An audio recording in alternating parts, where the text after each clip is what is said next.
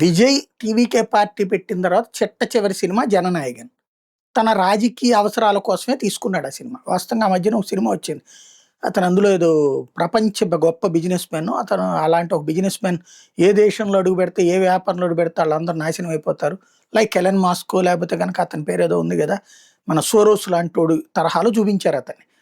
అట్లాంటోడు తమిళనాడుకొచ్చి తను ఓటేయడానికొచ్చినటువంటి సందర్భంలో, ఆ ఓటు పోయి వాళ్ళు ఎటకారం చేసేటప్పటికి ఏకంగా తను రాజకీయాల్లోకి దిగిపోయి, పార్టీ పెట్టేసి, అందరిని సీఎంని చేసి తనెళ్ళిపోతాడు.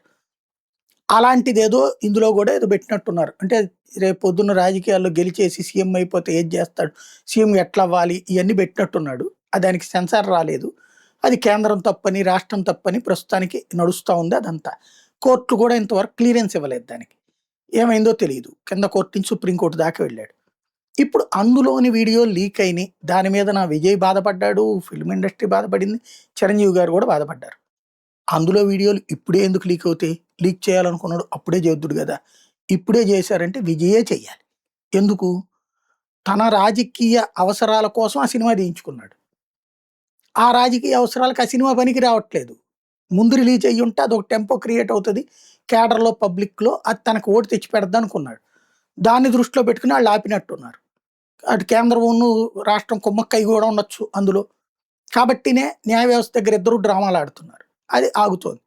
ఇప్పుడు అందులో వీడియో లీక్ అయిన వాటిట్లో చూస్తుంటే విజయ్ గొప్ప నాయకుడైపోయాడన్నటువంటి విధంగా ప్రొజెక్ట్ అవుతున్నాయి. కాబట్టి అది విజయే లీక్ చేయించుకునుండొచ్చు.